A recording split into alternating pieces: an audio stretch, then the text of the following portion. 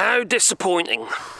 Well, Keir Starmer, the UK Prime Minister, well, he's just made his address after his meeting with Ursula von der Leyen in Brussels. Oh dear. It's not going down too well, it's not. No. Well, he's now got his 3 lines slogan. Alright, here we go. Or was it 4 lines? Anyway, here we go.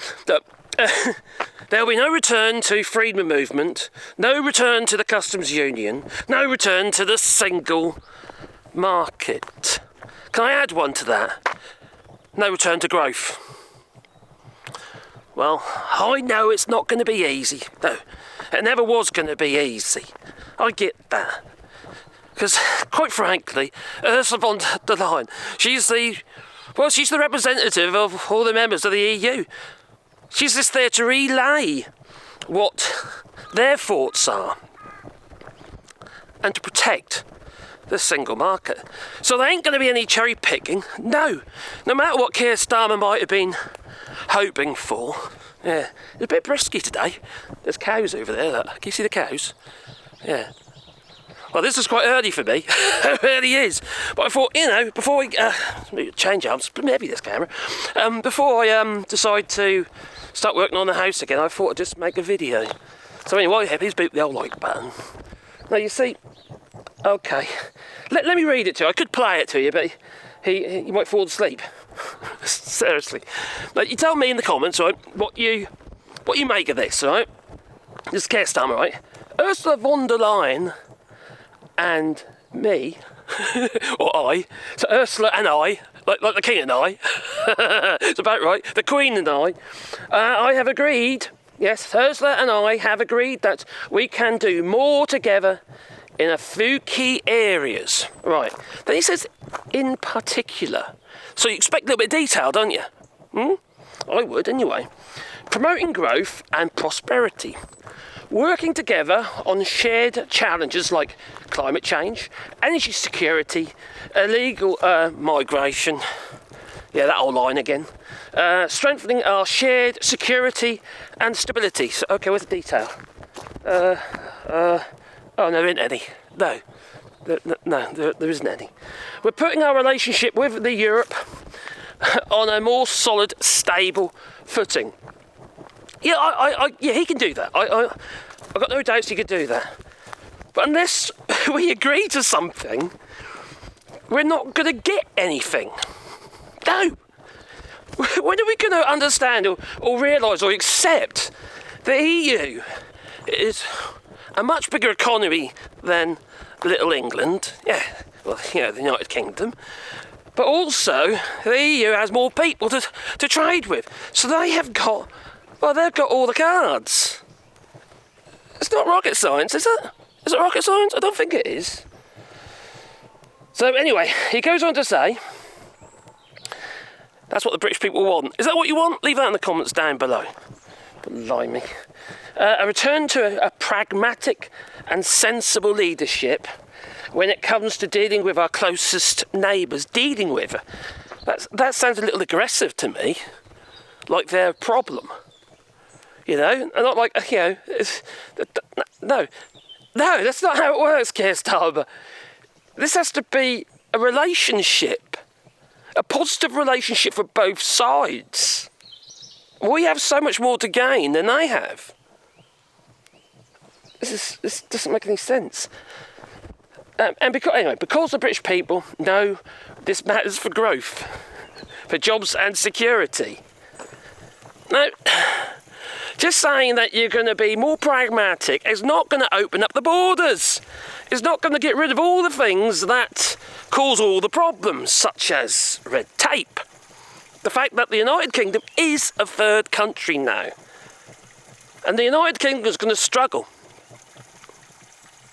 Not just today, but in the future. Because businesses aren't going to invest in a country that doesn't have good access to the European Union. We all know that the UK was used as a stepping stone into the EU for the United States. Now the United States is negotiating trade deals directly with the EU. Stepping past us, skipping that stone. so many oxymorons here, it's just ridiculous. So, he says, of course, there will be issues that will be difficult to resolve. There will be no return, though, to freedom of move. I'll tell you what, let's listen to it. Like climate change, bring it over. that this UK-EU summits at leader level to review progress, starting with a summit in the first half of next year. Now, of course, there will be issues which are difficult to resolve, and on areas on which we will stand firm. There will be no return to freedom of movement, no return to the customs union, no return to the single market. But we will find constructive ways to work together and deliver for the British people. So basically, he cheats diddly squat, really. All the stuff that he's talking about, he could have done that over the flipping phone. You know? Instead of... oh, there you go again. Instead of spending loads of taxpayers' money for security and everything else that's required to go over there. Okay, you can cheat more face to face, to be fair, but there's FaceTime. There's Zoom. Oh crikey! Why have cows always got a dirty bum? There's been lots of little calves at the moment. Do you ever look at the calves as well? So, oh, crikey. Now, there has been some responses, there have, in the comments on this post on Twitter. Well, now X. And some of them are being a bit, well, how to put it, derogatory. Yeah. One person said, if he can't do it, we'll find somebody who can do it. You know, insinuating that he'll be voted out. Mike Goldsworthy, he said, oh, that's another damn squib. Daniel Lambert from Daniel Lambert Wines. He said, oh, okay, yeah, looking forward to year on year of reduced growth, zero growth in the United Kingdom. And they go on and on and on, you know, there's just, people aren't happy, because at the end of the day, he's making lots of promises that he has no way of keeping. He just doesn't. And I did have high hopes for Keir Starmer when he became the leader of the Labour Party. I thought, okay, this is a bit more normal, I think, really. But not be funny when you have a leader of a Labour Party and he takes away winter fuel payments from people, from the elderly. And if he did it up to 30 grand or something like that, I would understand taking them away, because anyone with 30 grand can pay their own blooming winter fuel. But many people up to that, they are literally living hand to mouth, a lot of people are these days. You know, especially the elderly. They can't, you know, I just say, oh, well, yeah, those on, pension credits. Well, the level's set so flippin' low, you know, what I mean by that, they'll still get their winter fuel payment, but the levels are too low, so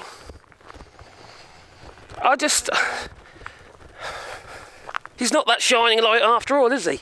Unfortunately. I think I was wrong about him.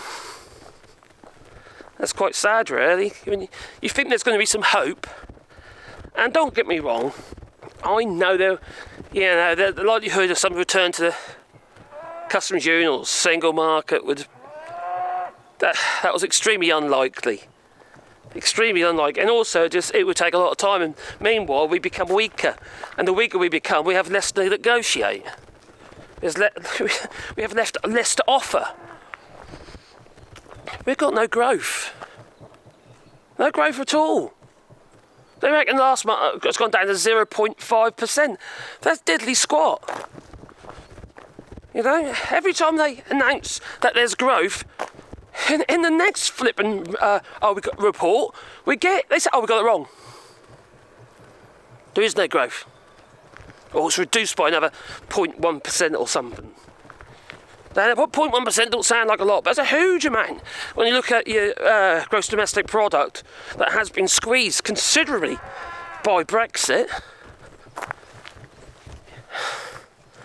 Now, I've said this before, I'll say it again. Profit and loss. If we have a gross domestic product with more costs, because it's more costly to trade now because of all this red tape, there's less tax take. It's just how it works. There's less tax take. There's less tax take. There's less money. And our flipping debt has increased recently. It feels a bit hopeless, actually. Anyway, I've got cows. Look at the positive side, there's cows, and they can say that all the little boy calves are likely to end up on your plate. Yeah, they're Limousin cows, they are. Oh, see my house at the back. Yeah, it's my little house. See, we have a lovely place there. I might not earn a lot of money, but you know, at least I've got a roof over our heads, and we grow our own food and what have you. We're doing the old eco thing, and we can. Even though I do this channel, if I really wanted to, I could kind of just push all that stuff back. You know, I could say, sod the United Kingdom, but I've got family there. I feel compelled to say something. And I've been doing this now for a few years, and it's like, you know, because it's a small channel, but it feels almost like a responsibility. Government punishment, I reckon. You know, I could say no to it all, couldn't I? I could literally just say sod it. Yeah, yeah, you too. You know, I don't know. Apart from the fact that I believe that Keir Starmer has been a massive disappointment so far. And all the criticisms that, you know, I laid on people like Corbyn, for instance, I don't think it was really justified, a lot of it. Some of it was, obviously. But the fact of the matter is, nobody would have voted for him. Well, I say nobody, not enough people would have voted for Corbyn. It just wouldn't have happened. There again, saying that, why did we get such a major majority in the Labour Party? We got that majority because it was like anything but. There was no love for the Conservatives. And the default position for many people was, so let's try something different. And when people used to call Keir Starmer, you know, Blue Labour, he seemed like that alternative, didn't he? You know? And for many people out there who still believe that Brexit was, you know, was the Messiah, it was going to save everybody, which it clearly isn't, and it's never going to. For them, maybe Keir Starmer became a sensible option when, obviously, you've got Liberal Democrats, they say, you know, return to the EU and what have you, or close customs union, whatever. But even that, you see, it's not straightforward. It's not just something we can just flick a switch and do. It'll take years of negotiation. And even then, we would have to accept the 4 freedoms. You know? Freedom of movement, for instance, that wouldn't be a killer for, you know, for those who voted for Brexit. And that's what Keir Starmer's frightened of. He's frightened that he's going to be labelled with that brush. But the people who voted for me, they voted for Brexit. You know, the red wall and all that. He's just so petrified he is. And also, obviously, you've got to think about his base as well. In the party, there's so much division in the party at the minute. You know, you've still got people like the leader of the train unions, what have you, Mick Lynch, and he still thinks Brexit is a great idea. He just says, "Oh well, it wasn't implemented properly." But bollocks! There was no Brexit that would have benefited the UK. There was no Brexit. And I'm ranting now, a bit of a waffle, but you know, I do find it really frustrating. I really do. What about you, though? Do you find it frustrating that Keir Starmer has decided, in his wisdom, not yours, but in his wisdom, that's what the people want? They want no growth, because that's pretty much what you're saying. Okay, he's saying a closer relationship, but there was no detail. There was nothing there to say we're going to do this. We've agreed on that. Okay, a summit. What's it mean? Just more waffle. More waffle, more talk, more nothing. Nothing's going to happen. You know? We have to start thinking to ourselves, what have we got to offer? How do we sell it to them? How do we sell it to Brussels? Now, one key thing, right, that we were hoping there was going to be some changes on was the under-30s visa.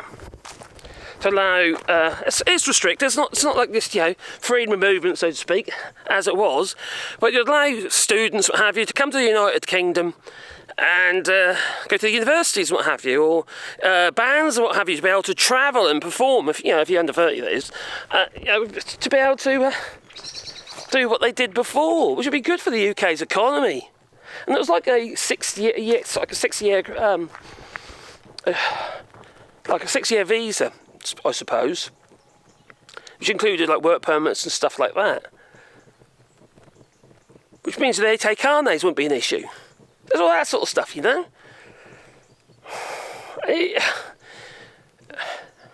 the EU wanted that as well. That was one of the things that they were really, they were pushing for. And so with the universities, the British universities, we need these foreign students. They can't cope. The foreign students pay over 20 grand a year in fees, and the British students only paying rent. Well, it's going up actually, isn't it? But about 11,000. So it's like, it's the foreign students that were subsidising the universities. And he said no.